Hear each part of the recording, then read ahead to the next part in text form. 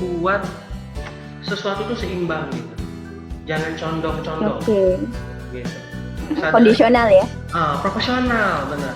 Sadari benar bahwa organisasi itu penting buat lo, karena itu akan menumbuhkan sisi afektif psikomotor lo. Sadari juga bahwa kuliah pendidikan juga penting, gitu, buat kamu. Jadi dua-duanya harus seimbang, gitu. Nah, ada aktivis yang begitu, itu keren. Saya adalah suatu aktivis yang saat itu tidak bisa menyeimbangkannya. Gitu. Dan itu pengalaman saya kalau saya berpesan kepada adik-adik semuanya.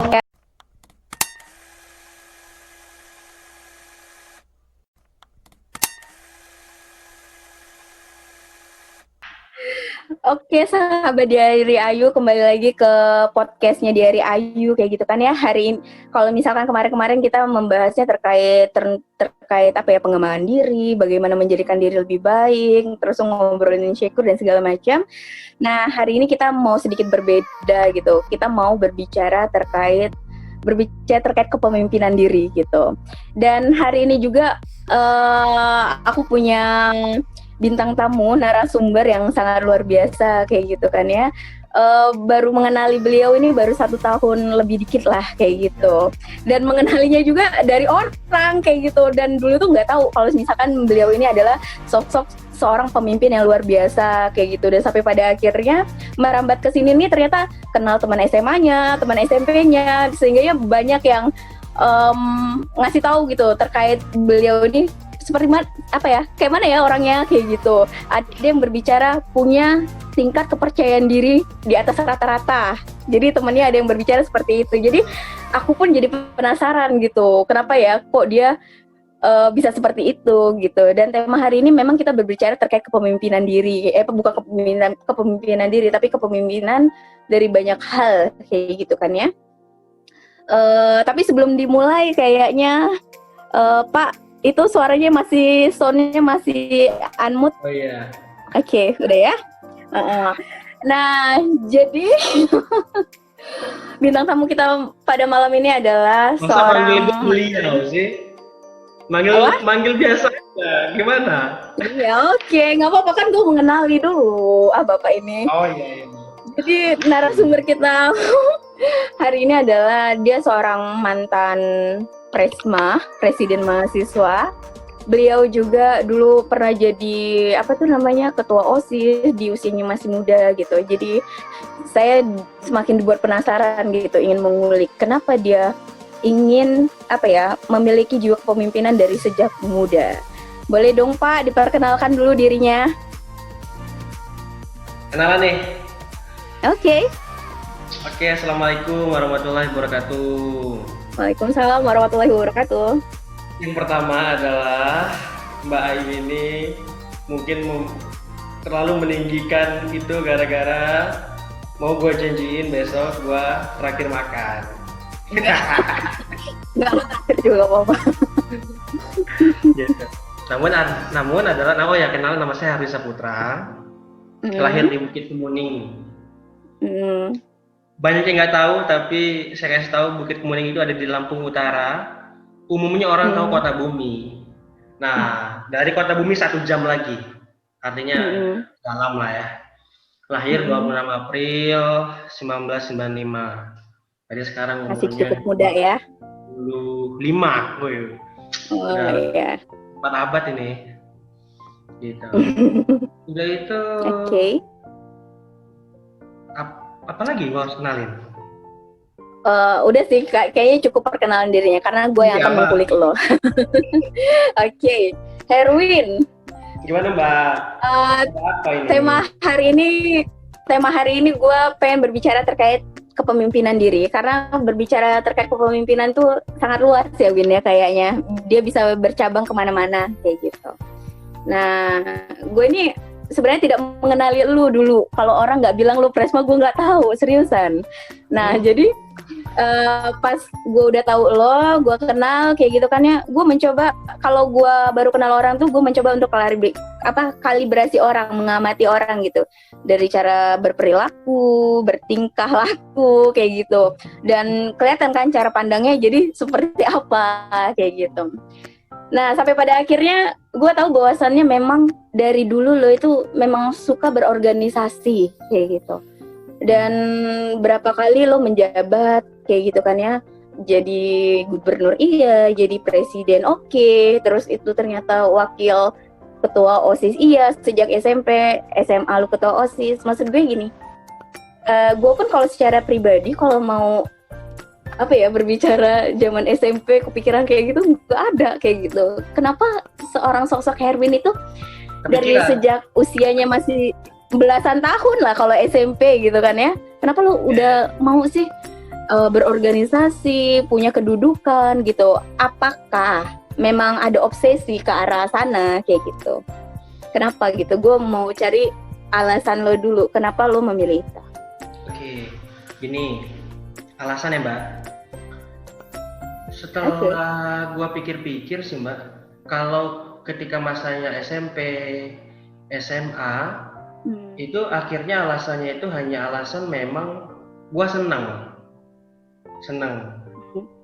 Dan kayaknya ada faktor-faktor yang tanpa gue sadari itu memang mengarahkan gue ke sana gitu.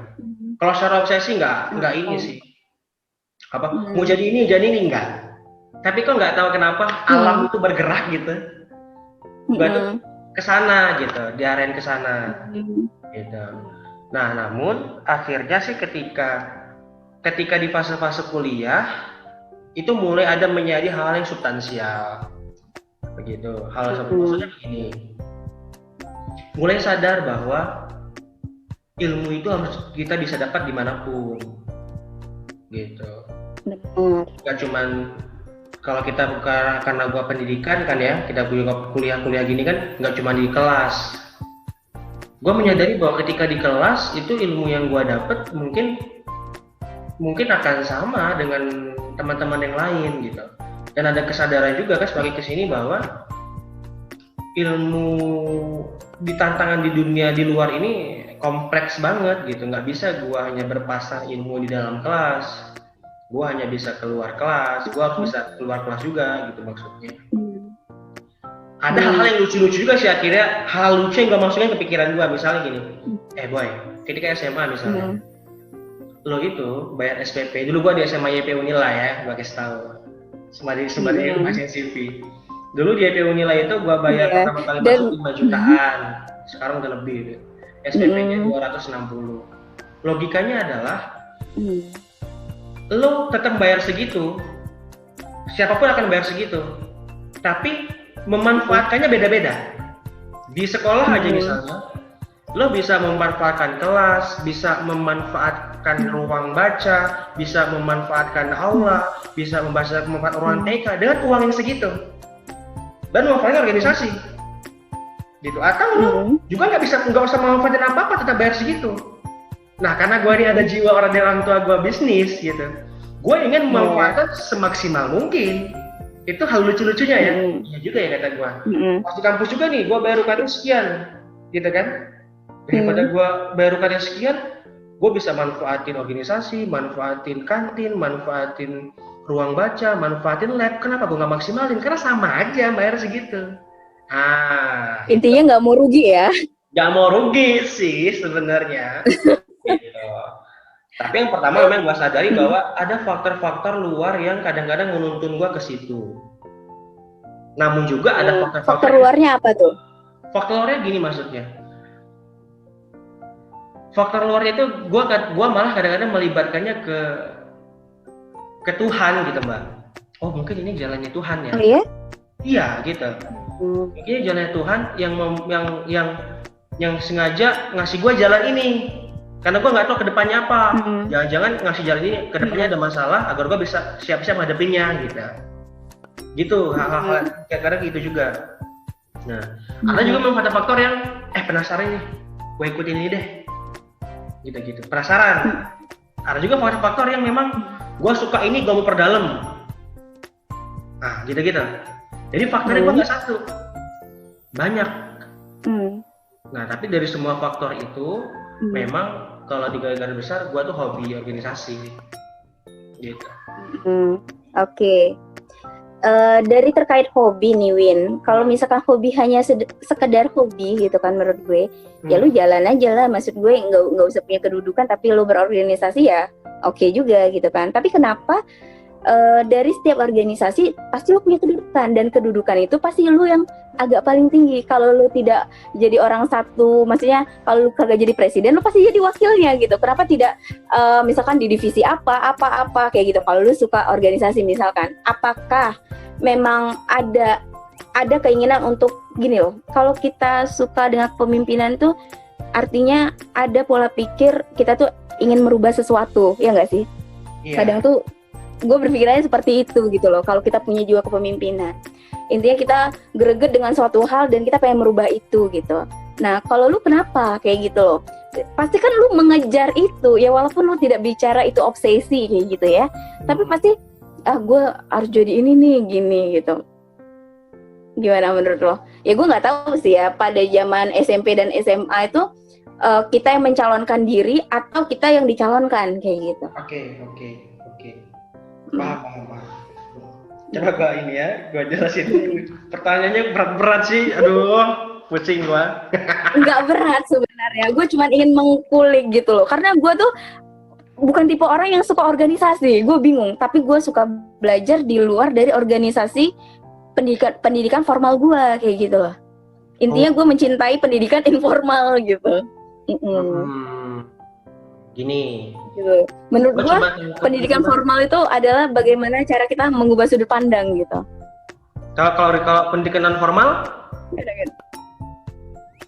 Kalau non formal itu gini kan, kalau formal tuh gue merasanya kaku segala macam, dan gue nggak suka dengan ketidakkakuan itu. Ya, gue sukanya dengan gimana caranya gue meluaskan wawasan gue dan segala macam kayak gitu. Sehingga waktu itu gue mungkin cerita ke banyak hal ya.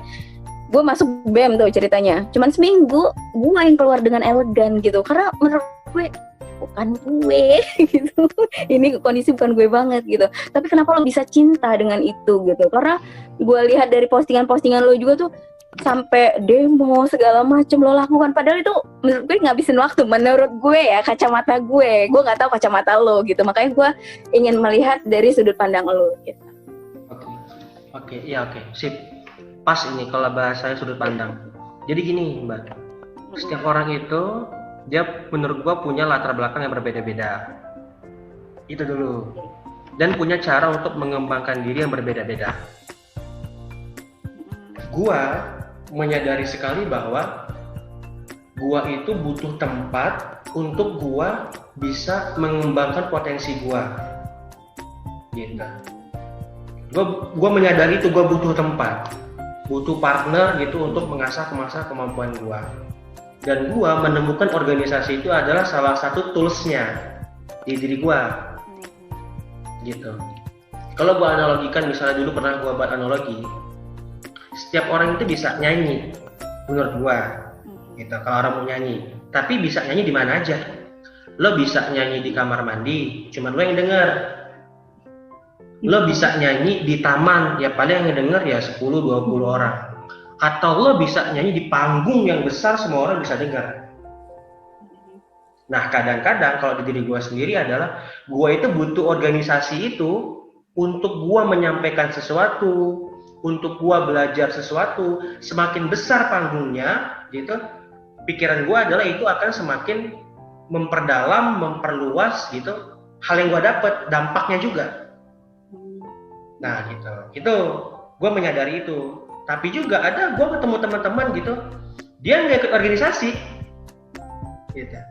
Tapi dampaknya dia ke orang lain luar biasa. Kalau di kampus dia nggak ikut BEM, dia nggak ikut himpunan, dia nggak ikut komunitas, tapi di desa dia buat pelajaran gitu, rumah baca untuk desanya. Itu luar biasa banget. Nah maksud gue adalah penting itu sebenarnya adalah kesadaran diri lo gitu, yang gimana cara ngembangin diri lo, dan lo ngeliat sekitar gitu. Apa ya tools yang bisa mengembangkan diri gua? Organisasi kah? Organisasinya formal kah atau tidakkah gitu? atau silaturahimkah atau diskusikah, silakan pilih aja itu. Itu pertama. Yang kedua, kok gue dalam organisasi menempatkan sesuatu yang tinggi-tinggi, ketum. Betul, itu yang mau gue penasaran. Ini menurut gua mbak, itu tuh hanya yang terupload aja. Kan lo kalau jadi anggota nggak terupload kan? Maksudnya terupload itu gimana? Coba perjelas dengan bahasa yang agak rendah dikit. Sebenarnya ketika misalnya kelas 2 SMA gue itu ketua OSIS, bahwa sebenarnya juga gue itu adalah dulu anggota OSIS. Ketika gue misalnya di saat yang di BEM Unila, BEMU misalnya gue presiden, gue tuh dulu pernah adalah anggota divisi. Gitu. Tapi media itu memainkannya gue nih kayaknya keren banget. Kayaknya. Padahal sih menurut gua ya, yang penting itu bukan posisi lo, tapi yang penting itu dampaknya. Betul. Karena kadang-kadang begini ya, ketika ada seorang presiden mahasiswa misalnya bisa orasi, ya memang wajar dia harus gitu. Ketika ada seorang ketua himpunan, dia bisa pakar di himpunan dia itu, bisa lobby, harus. Tapi ketika ada orang biasa saja misalnya, tapi kemampuan dia sama kayak presiden mahasiswa, itu keren banget. Gitu. Nah, ketika dia orang yang biasa saja, nggak ada jabatan apa-apa, tapi hafalannya sama kalau di kampus kayak ketua biro, mah itu keren banget. Nah, akhirnya menurut gue yang terpenting itu adalah percaya dengan gue, itu posisi itu kadang-kadang malah melenakan lo. Yang penting itu adalah kesadaran diri bahwa lo tuh harus bermanfaat buat orang lo gitu sih. Jadi menurut lo leadership itu bukan dilihat dari posisi ya? Iya. Tapi dari dampak. Berarti misalnya gini mbak, bagaimana leadership itu kita lihat dari orang tua kita misalnya. Kalau leadership itu soal posisi atau jabatan, emang orang tua kita ada jabatan apa? Tapi kita nggak mungkin kalau kita nggak punya leadership kan. Ternyata leadership itu adalah soal jiwa, mendalam, nggak materialistik, dia rohani menurut gua. Udah banget ini gua. Menurut gua ya, ini bisa. Kalau begini, tahapannya gini. Kalau orang menganggap itu leadership itu ada soal jabatan, itu nggak salah. Tapi itu menurut gua lingkaran yang masih luar gitu. Nah, lingkaran dalamnya itu adalah soal kebermanfaatannya, soal diri dia. Dampaknya ya. Dampaknya itu. Berarti lu lebih kepada ingin jadi influencernya lah ya, mempengaruhi, bisa berpengaruhi untuk banyak orang gitu bukan?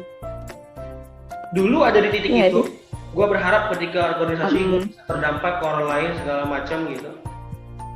Namun menurut gue yang paling pas itu adalah posisinya itu adalah sarana belajar ke diri lo dulu gitu. Gak usah sibuk-sibuk buat berdampak, bermanfaat, menginspirasi, itu bonus aja. Tapi yang paling clear itu menurut gue itu adalah sarana lo belajar. Gitu. Kadang-kadang ada yang salah sih, anak-anak sekarang ini, anak-anak kayak gue gitu, kayak umumnya ini, mau berdampak, mau menginspirasi, itu step ketiga, keempat, kelima. Lo mau sibuk-sibuk mikirin orang dah, gitu, lo beresin. Oke. Gitu sih. Ini radikal. Oke. Dan gue pun mau mempertanyakan lagi nih ke Herwin gitu ya.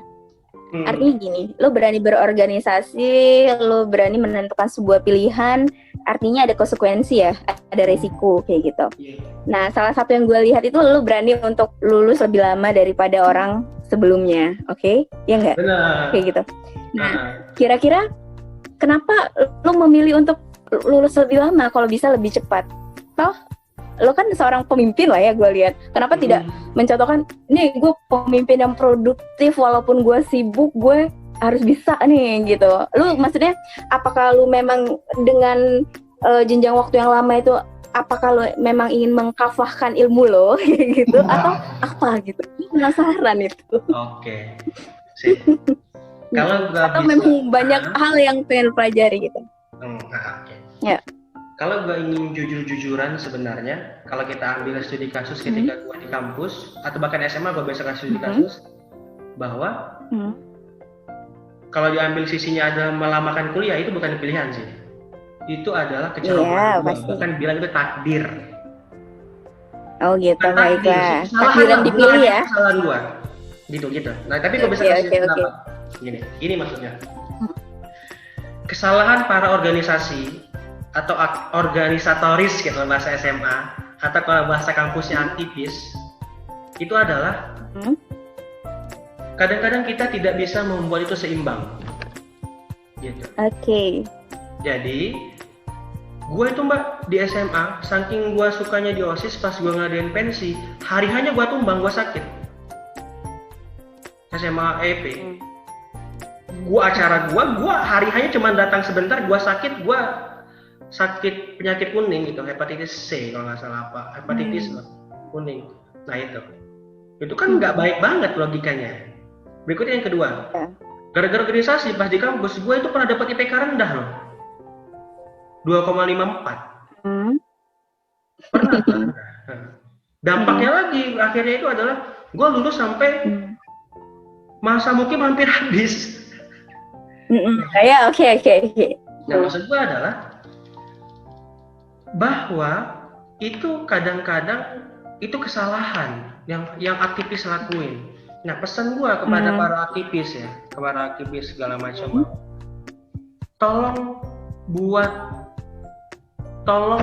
buat sesuatu itu seimbang gitu, jangan condong-condong gitu. Kondisional ya? Profesional, benar. Sadari benar bahwa organisasi itu penting buat lo, karena itu akan menumbuhkan sisi afektif psikomotor lo. Sadari juga bahwa kuliah pendidikan juga penting gitu buat kamu. Jadi dua-duanya harus seimbang gitu. Nah ada aktivis yang begitu, itu keren. Saya adalah suatu aktivis yang saat itu tidak bisa menyeimbangkannya gitu. Dan itu pengalaman saya, kalau saya berpesan kepada adik-adik semuanya gitu, kalau bilang ini adik-adik ya atau teman-teman gitu, cintailah sesuatu tapi dengan cinta yang wajar gitu. Asik ya? Oke. Gitu. Ya jangan terlalu cinta, benar-benar, karena yang terlalu itu nggak baik. Berharga sekali ketika kamu porsir di organisasi terus gitu, akan ada korban kan.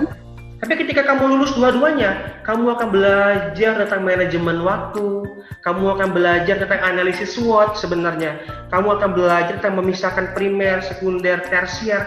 Ilmunya malah lebih banyak kalau bisa menyeimbangkan itu, gitu maksud saya. Tolong kalau bisa jangan seperti saya atau kakak-kakak yang lain yang kalian kenal, atau teman-teman yang lain yang organisasi lama kuliahnya, organisasi nilainya turun. Jangan. Itu adalah kelemahan saya, kelemahan kami gitu. Kalian harus jadi yang lebih dari yang gua lakuin sih kalau menurut gua. Lebih positif ya, jangan lebih lama gitu. Parahnya lagi loh Mbak. Berarti boleh lanjut sedikit ya. Parahnya lagi kadang-kadang karena dia terlalu cinta gini, fokus ke organisasi aja nggak bagus juga. Fokus ke kuliah aja menurut gue juga nggak bagus juga sih. Makanya harus seimbang itu sih. Benar. Harus seimbang. Oke. Berarti kayak misalkan kalau Dewa Eka Prayoga punya buku 7 kesalahan dalam berbisnis, lo ada 7 kesalahan tentang berorganisasi ya, yang membuat biar orang-orang itu tidak melakukan kesalahan itu. Bisa. Gua ada ide sih ngebuat catatan kampus gitu. Gua lagi. Ya boleh. Oke. Nah, tapi selain dari itu ya, Win, gue mau tanya, kira-kira kan biasanya yang kita lakukan tuh pasti ada kaitannya dengan pengaruh dari dalam diri kayak gitu, atau pengaruh dari dalam keluarga. Misalkan lu melihat misalkan sosok ayah lu misalkan kepemimpinannya baik, sehingganya lu pengen belajar itu dari sejak dini, dapat contoh dari orang tua kayak gitu. Ada nggak sih pengaruh dari dalam itu, kenapa sehingganya tingkat leadership lo tuh bisa tinggi dari sejak lo masih muda lah, katakanlah gitu? Ada nggak? Pengaruh dari dalam gitu. Pengaruh dari dalam, dari lingkungan yang kecil, besar, maksudnya ya dari circle terkecil lu gitu, pasti keluarga kan gitu, pasti ada role model yang lu lihat gitu misalkan. Ada. Ada. Gua nggak akan bisa mungkin sebegininya kalau orang tua gua ngelarang gua organisasi kan.